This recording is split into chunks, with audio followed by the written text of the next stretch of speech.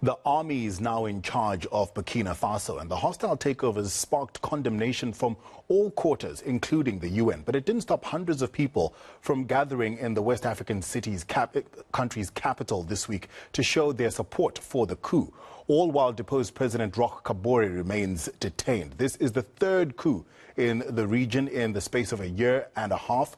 Professor Hennie Strydom is a local analyst and research head in international law at the University of Johannesburg. He joins us live now.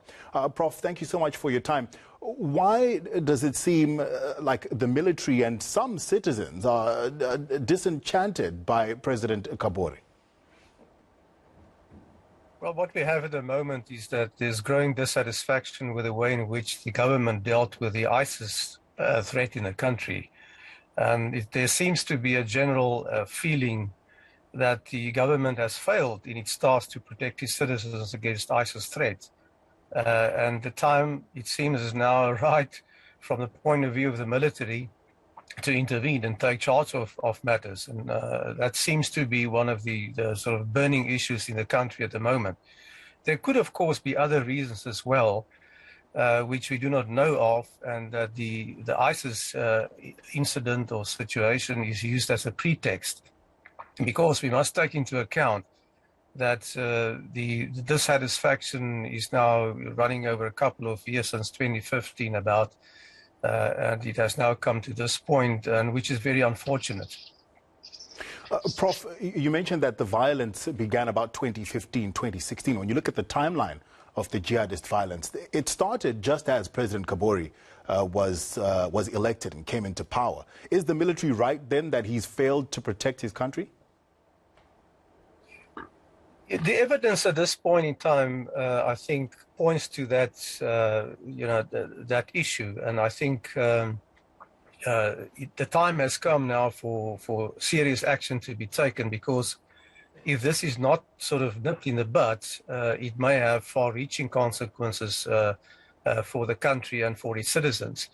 Another incident we can point to is the Mozambican issue a while ago, where the government was also not taking effective action against insurgents from the north, with really serious consequences for the citizens in the northern parts of Mozambique.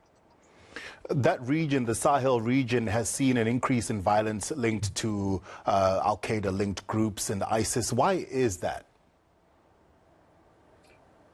It's a region in turmoil, and there are many reasons for that. First of all, we had the Libyan war, and after that, the whole area was flushed with weapons. Secondly, it's a region noted for its weak government institutions, general insecurity, human rights issues, lack of development, lack of services, and organized crime. So that is the context in which we have to also look at the problem that the people are sort of faced with in Burkina Faso. And to deal with this needs a sort of regional coordinated effort by all the countries, and also by ECOWAS, which is the sort of regional or sub-regional entity in that part of the world. But unfortunately, the Mali incident has gone on since 2012, and there doesn't seem an end to that. So many of the countries face threats of this kind, and the circumstances are dire.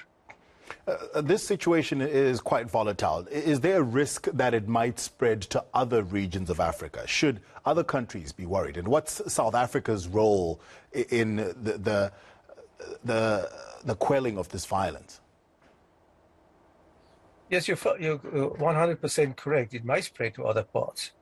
And there are different regions in Africa which are at risk. If you look at what's going on in the eastern part, Tanzania, Ethiopia, and Kenya, the Tigray issue.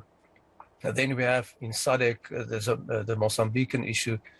So the DRC in the Great Lakes region. So there are many instances where I think developments are not improving. The security situation in these regions are deteriorating, and it is something that not only South Africa, but the African Union should take notice of. And one point I want to make clear, there seems to be still at this point in time a dysfunctioning early warning system under the auspices of the African Union, and also under the auspices of the sub-regional entities and organs. There's not one instance where there was a proper early warning, and even if there was one, there was no timeliest action taken to deal with conflicts of this kind. And I think this is one of the serious deficits of the whole architecture, the security architecture in Africa. Prof, thank you so much for your time and for explaining that situation to us. We appreciate it. Professor Hennie Strydom, an analyst and research head in international law at the University of Johannesburg.